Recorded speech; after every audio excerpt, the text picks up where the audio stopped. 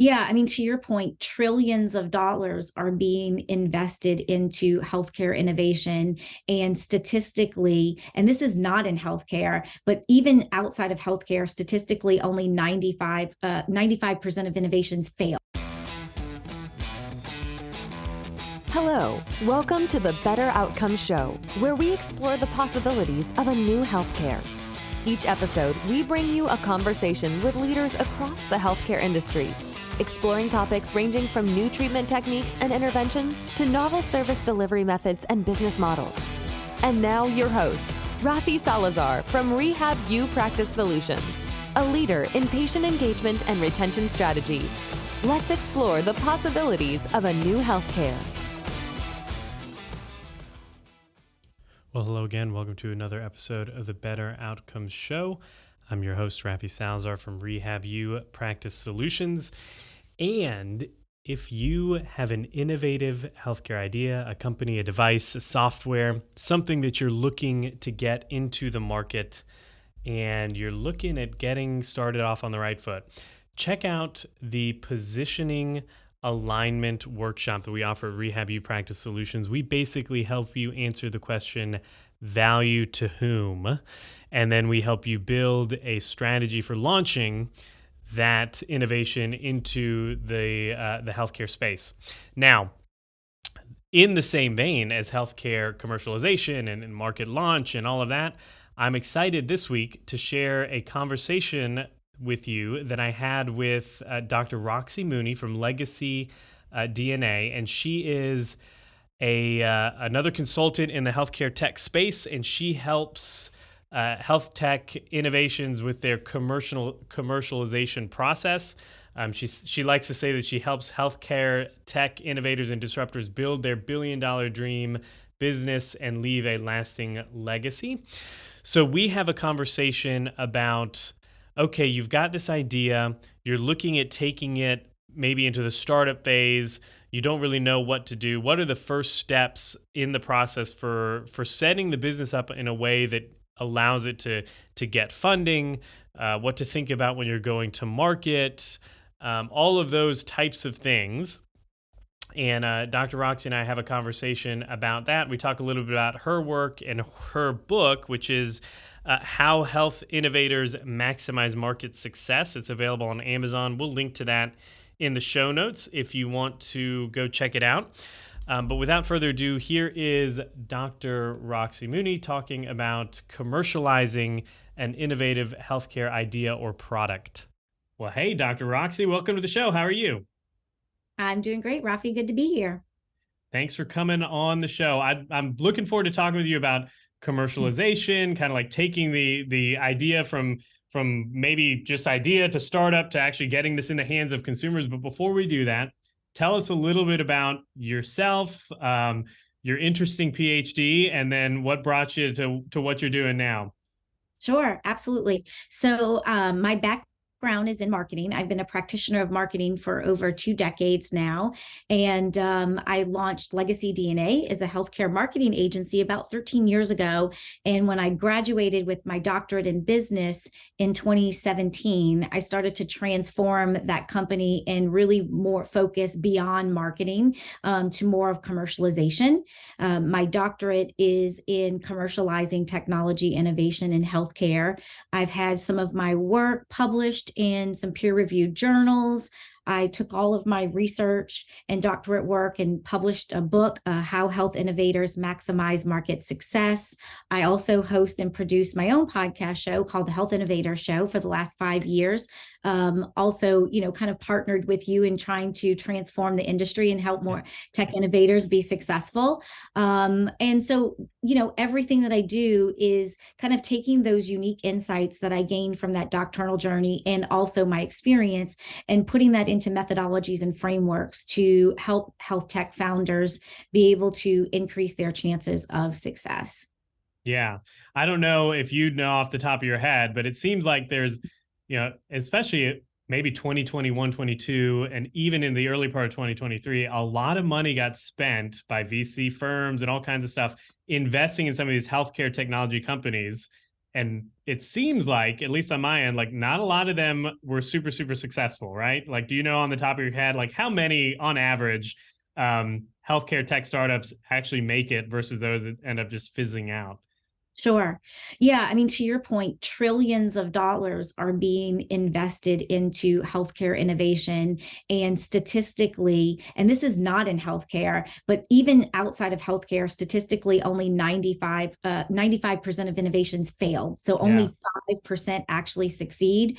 And then when you take into consider healthcare with all the additional complexities of regulatory and reimbursement, that percentage of potential success is even smaller.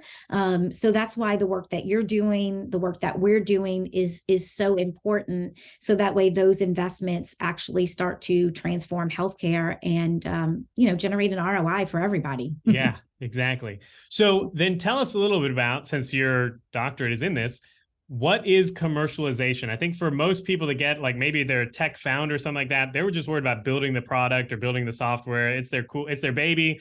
But when you say commercialization, like people's eyes start glazing over. So what is commercialization? Right. Yeah. So, it's funny because you're right. Commercialization is a subset of many, many decisions that are made, and that they're all interrelated and interconnected. And together they make the commercialization plan or the commercialization process. And so, a lot of times, like you said, tech innovators will think of product and they'll think of launch. And those Yeah. are like really the main two functions that they're mostly concerned about. And within a launch, you might have the function of marketing. And marketing is still a part of commercialization, but I was describing it the other day as almost like a Russian doll set. If you took that visualization, the little small doll in the center is going to be the marketing, and on top of that you would have like product, and then on top of that you would have sales, and then you would have customer experience, and then you would have your go-to-market strategy, and then you would have commercialization. Your biggest doll would be your business strategy. But commercialization is basically all the decisions that you're making to take a solution from an idea to some type of financial ROI and significant customer adoption. And that goes, the biggest distinctions, I think, are the timing that you start to think about this. A lot of times we don't think about launching something until the product's ready to Yeah. be launched into the marketplace. Whereas commercialization, those decisions should be made way, way, way earlier on, kind of figuring, It's like taking in informing development. Like if this is a strategy, it doesn't make sense to add this feature or something. and your business model. So like, I mean, this is something that I think, is often overlooked is, how am I going to make money from this? There's so many people, especially in healthcare, health tech, that are really passionate about the patients that they want to serve or the cause that they want to solve for, and really think that, oh, well, I'm going to build something great and do a good thing and the money's going to come. And they're not Yeah. necessarily fleshing out like that reimbursement pathway, which is so critical. So, what if you compare the searches, because when I graduated in 2018, I was like, woohoo, I have this like strong doctorate behind me. I'm going to like transform the whole company. And all we're going to talk about is commercialization, because nobody really respects marketing in healthcare anyway. Yeah. And so, thinking that that was going to be a game changer for us achieving our own hockey stick growth. And I was like, wait a minute. When I'm talking to people about commercialization, it's eyes glazed over and they're like, I don't really even know what she's saying. Exactly. Yeah. Yeah. The search volume for marketing is way higher than the search volume for commercialization. And what I've found out is that even when people are searching commercialization, they're searching the phrase is, what is commercialization? Exactly. Yeah. Yeah. So how many people or clients have you worked with then that like they've gotten this far down the path and they're like having to restructure or rebuild? Is it one of those things like if you get started off this path one way and then you got to shift, like this can cause issues for the whole company, right? Yeah, absolutely. The number one reason for failure is that there's no market need. Yeah. And like that's something for us to, all really seriously consider. We have so many biases as human beings that we think everyone is going to love our solution, because especially when we've experienced the problem personally, we think that it's very pervasive. Or even if that problem is very pervasive, it does not mean that anyone is interested in exchanging dollars to solve it right now. So Yeah. being able to go through that discovery process and that validation of demand is so important. But, honestly, health tech innovators don't really like it because it takes longer and it costs more. And we believe everyone's going to love our stuff. So we just build it and then we launch it. And then when it doesn't Yeah. sell, sometimes we're like, oh, I was just too early. Yeah. Well, and sometimes it could be something like the same tool positioned a different way is going to knock it out of the park, like, oh, you just had the wrong payer or the wrong market or the wrong whatever. So, like it kind of in that vein, what steps are or should some of these tech founders take to kind of make sure that, okay, we're on the right path? We've chosen the right, maybe the market, like maybe even identifying the potential market is a big deal, right? Like what steps should be taken at the early outset of an idea to make sure that you're on the right path for developing a product or a device or something? Definitely. So in my mind, the first phase of that is that path to profit.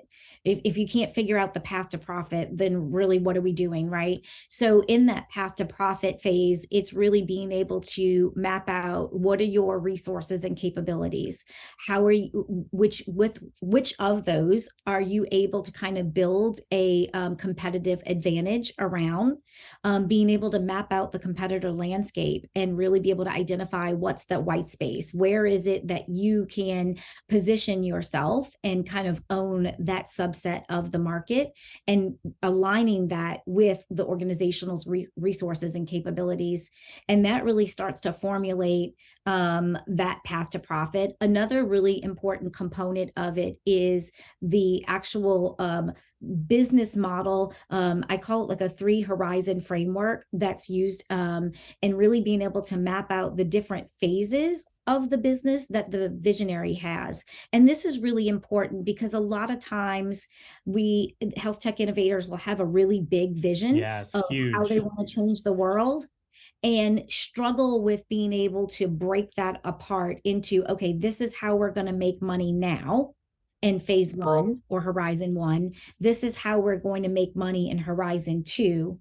And then maybe horizon three is that big dream of how they're going to change the world. But when you really map it out into those 3 horizons, it gives investors a lot more confidence in your ability to successfully commercialize an innovation when you have a path to profit that's then going to fuel the next phases of evolution of the business.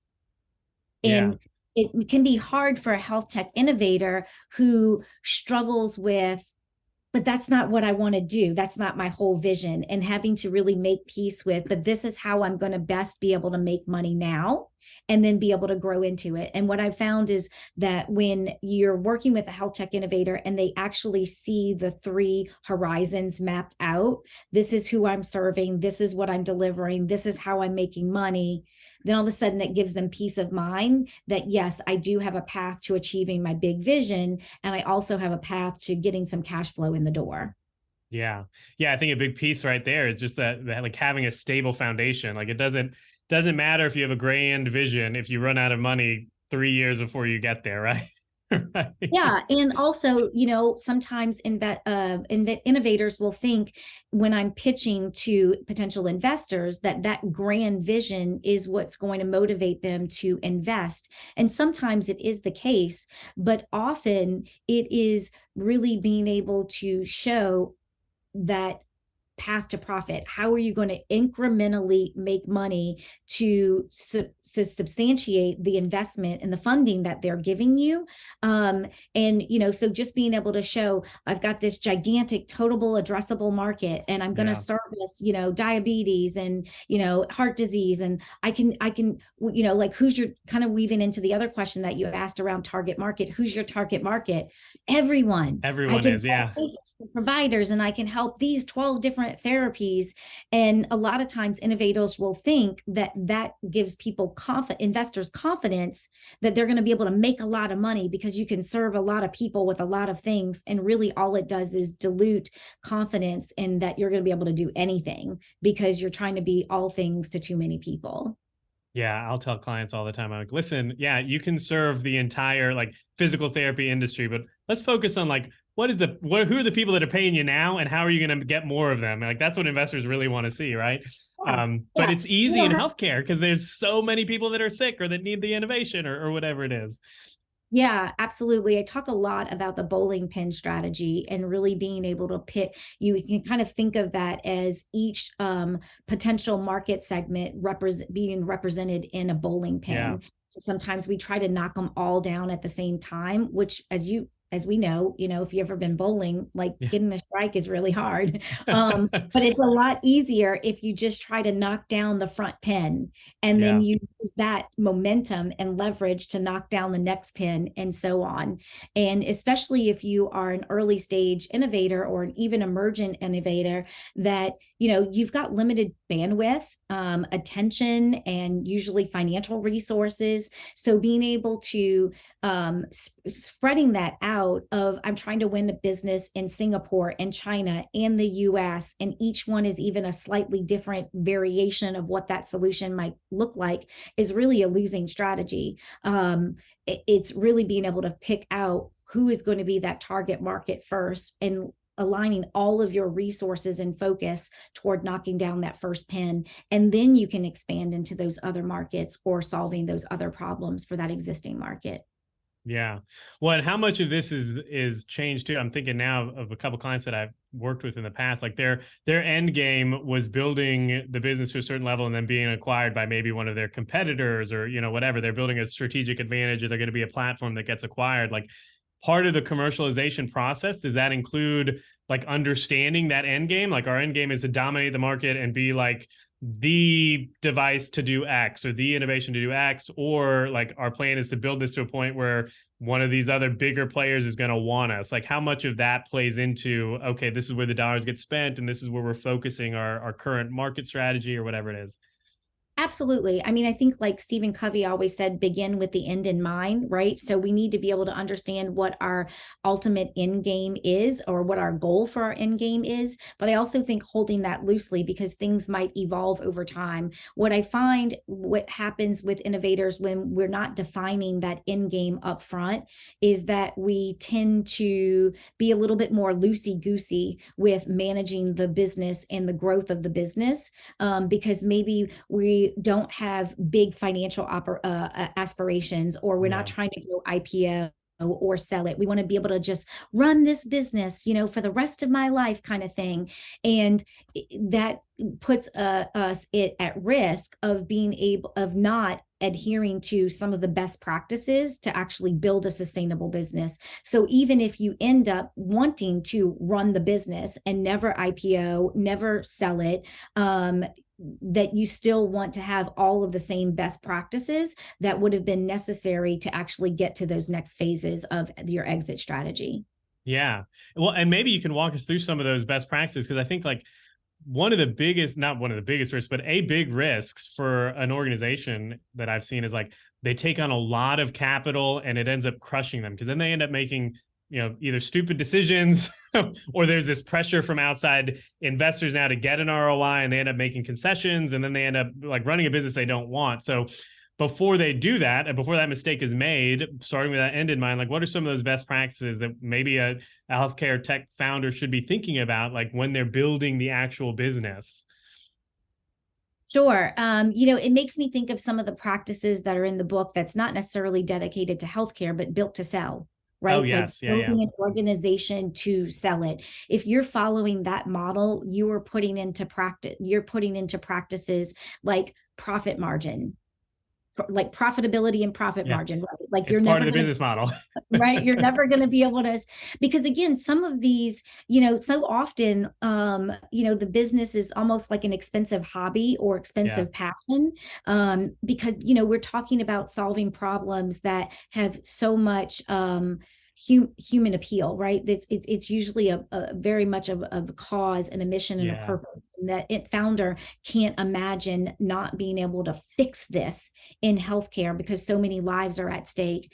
And so, just really being able to make sure that you are managing your books, managing your profitability, and your P&L, because those would be things that you would normally have to do if you were going to sell your organization. Whereas you might be able to kind of like skirt around, I got money in the bank, Yeah. so I'm good, and not necessarily assessing all of the things that you're doing that maybe are good, but what are the ones that are actually the most profitable. Yeah. Might help, having that profit lens can help you make a lot more decisions. And sometimes we don't have that profit lens if we're not building something that we plan to sell, even if we don't. Yeah, it almost reminds me of that book, Islands of Profit in a Sea of Red Ink. It's like how many businesses are running things and they look profitable, but if you look under the hood, it's like, man, you're bleeding money here, here, and there. Right. And it's like they said, they're Yeah. trying to fix all this problem, and it's an expensive hobby rather than it is a lean business or something like that. Yeah, absolutely. And really being able to kind of look in the mirror, or, be faced with the reality of, like, I might like something, I might be passionate about something, but if it is a cost center and not a profit center, then I might need to make some hard decisions if I want to have a sustainable business that I might be able to sell in the future. Yeah.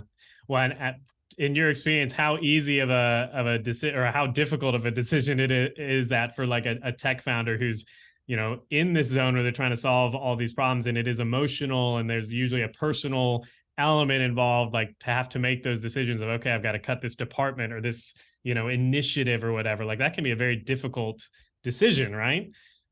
Yeah, and I think it's really hard for health tech innovators because when you're in that early stage, and this is a good thing, right? You're talking to as many people as possible because you don't know who's going to give you funding. You don't know who's going to introduce you to that person that's going to be the game changer for your company, right? That's going to, who's going to buy your solution. So you're networking all angles, and you're looking, I mean, I've talked to innovators that are part of several different accelerator programs and have advisors and board of directors. And so Yeah. they've got so many people that are speaking all of these different things into their life, into their business.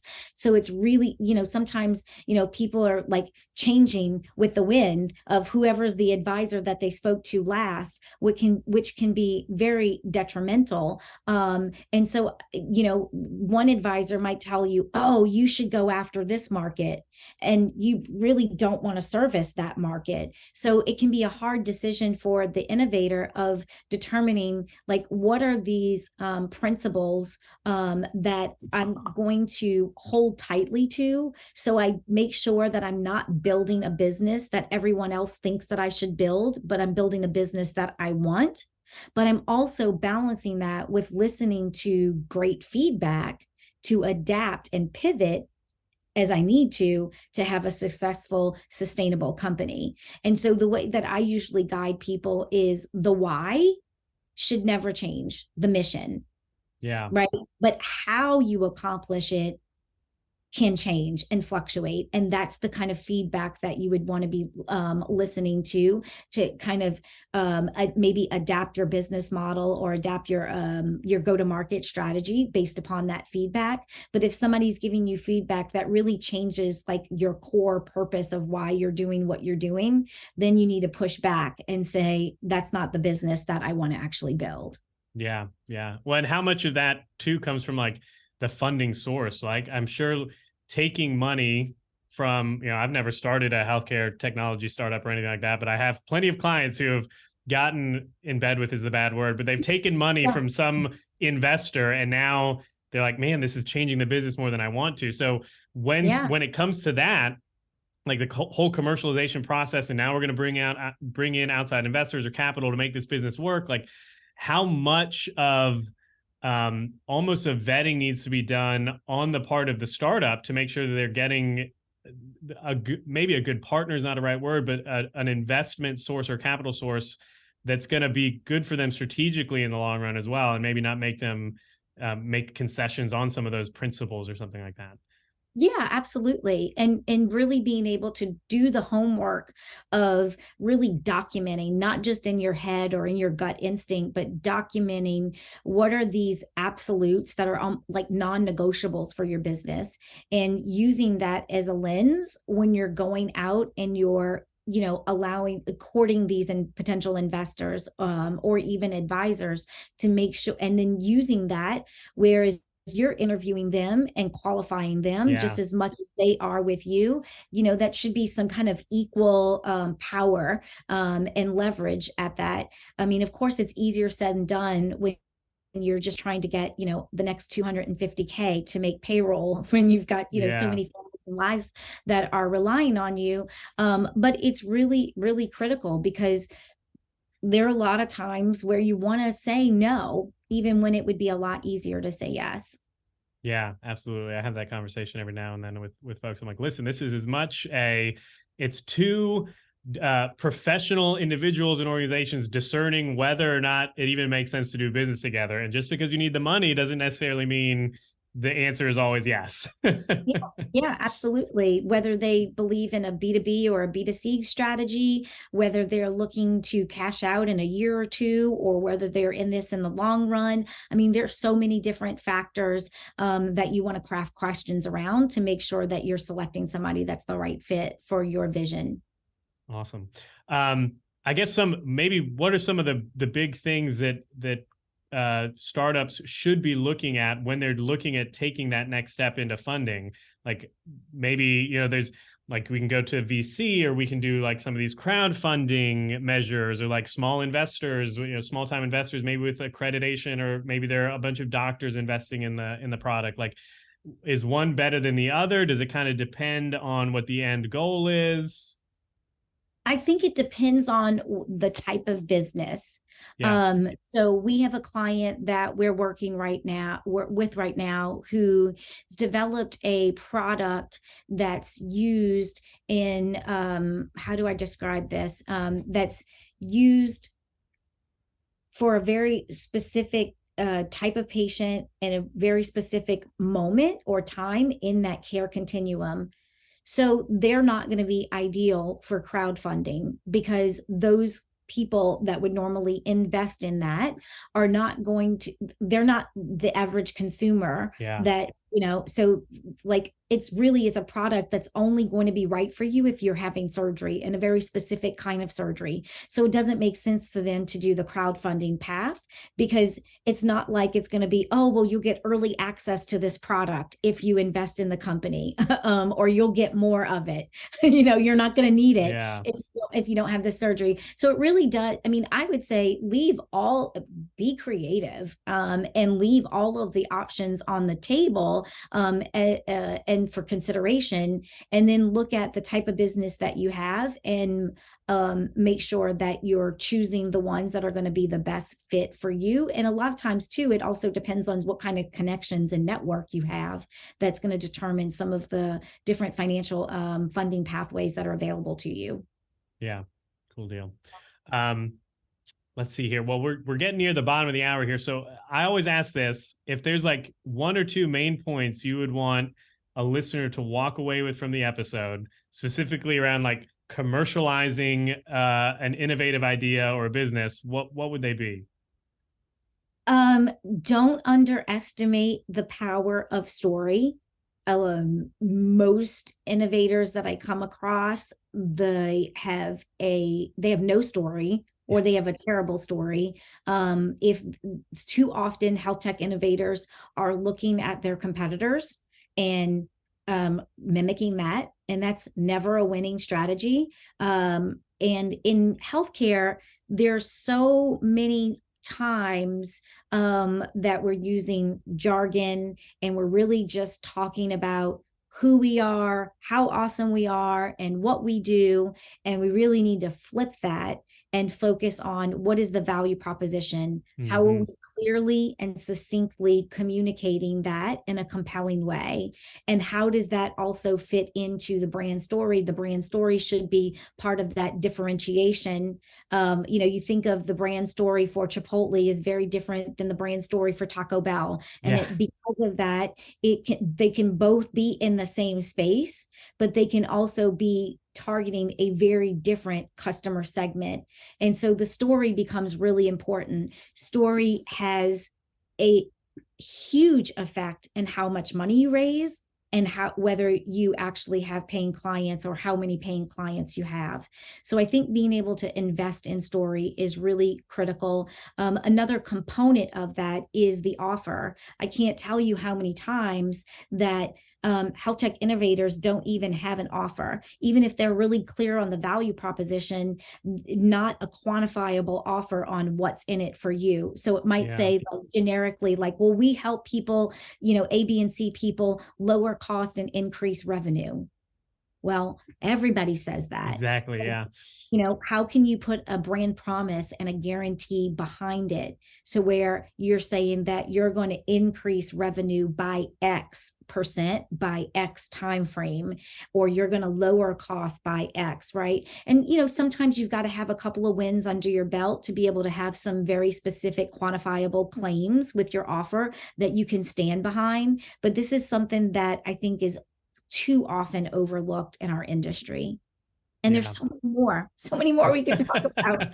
Well, I mean, that leads right into this. So where can people find out more about you? You mentioned the book, you mentioned the legacy DNA. So where can people find you, connect with you, learn more about your commercialization service? And then I think the book title is How Health Innovators Maximize Market Success, right? Yes, it is. So I'm on every social media platform, just All the about. If you places. look up Dr. Ross Mooney, LinkedIn, TikTok, Instagram, YouTube, any of those channels, you can find my content and reach out to me. If you have any questions, happy to support you. I also have a health innovators community with an online learning platform. So there's a lot of opportunity to be able to access a lot of my strategies and framework and content for free. So, if anybody's interested, reach out and, let's explore how we can collaborate. Awesome. Cool deal. Well, Roxy, thanks so much for being on the show. You got it. Thank you so much for having me. It was a great conversation.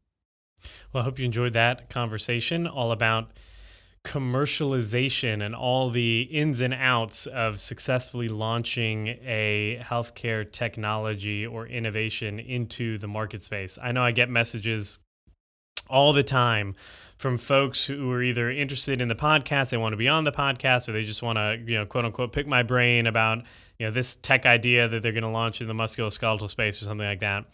And one of the things that Dr. Roxy mentioned, which I think is worth mentioning again now, is the whole idea of the difference between building something that's going to be valuable or that's going to get a lot of adoption and then actually getting or having a successful business built off of that innovation. So oftentimes the conversation goes something along the lines of this technology is going to help a lot of people, it's really user friendly, it's going to do XYZ.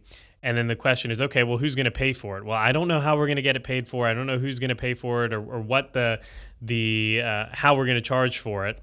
But I think it's going to help a lot of people. And the idea is that Roxy pointed out as well, you need to have, before you get in the point where you're launching this thing into the market, you need to square up the things like how we're going to make money, the dollars and cents, what is the sales strategy going to be? What are the, what's the target market? What is the group of people that are going to benefit the most from this in a way that they're going to pay us for it? And then what is the pricing model that we're going to use or whatever, the revenue model that we're going to use to build this business? And that is, side note, that's one of the things we do with the market penetration roadmap that we do here at Rehab U Practice Solutions. You can go to strategy.rehabupracticesolutions.com to learn more about that. We help you find your target audience. We help you come up with your positioning strategy around it, and then we also do some work on the monies piece. How are you going to get some ROI for the the time, the energy, and the resources you spent into building or developing this innovation. But again, one of the things that I think Dr. Roxy really pointed out was just that some of these decisions need to be made way in advance of the market penetration or the actual launch of the software or the tool or the technology. Because if, for example, your business or your tool is based off of or is designed to help clinicians with this specific pain point, then sometimes it doesn't make sense to spend more time building in a feature on the payer side or the provider or the patient side or something similar. Again, in healthcare, you've got the four major stakeholders: the payers, the providers, the patients, and the policymakers.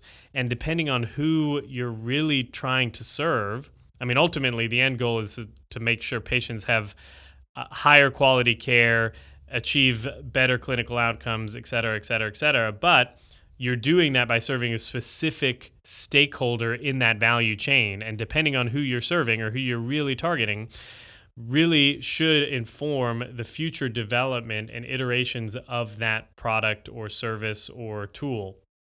For example, I was working with a healthcare technology company recently that was started thinking that they were going to work with and target healthcare providers. They were gonna give them this kind of tool, and it was going to help with some data tracking and some outcomes measurement and the this, that, and the other.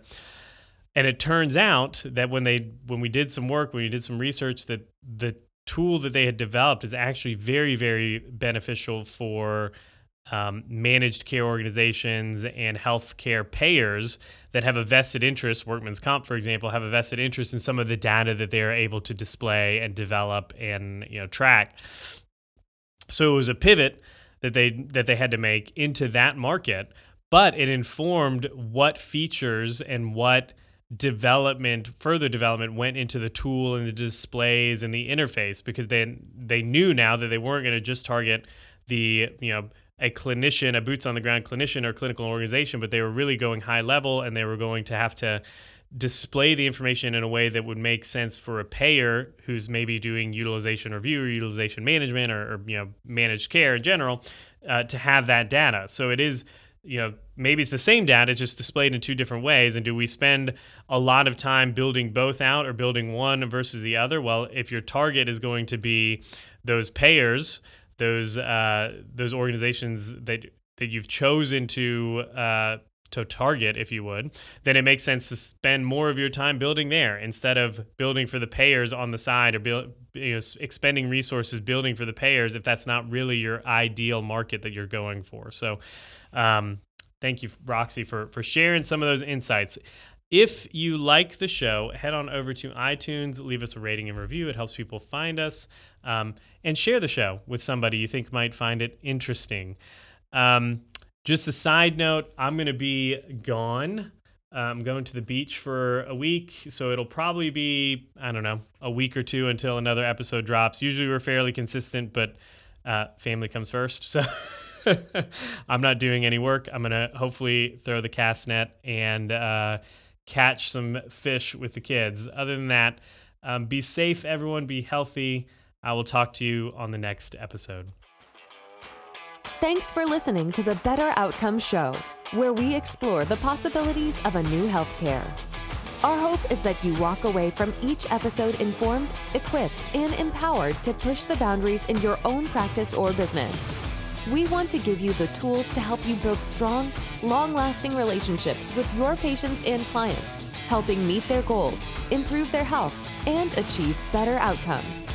Learn more at www.rehabuppracticesolutions.com. We'll catch you on the next episode.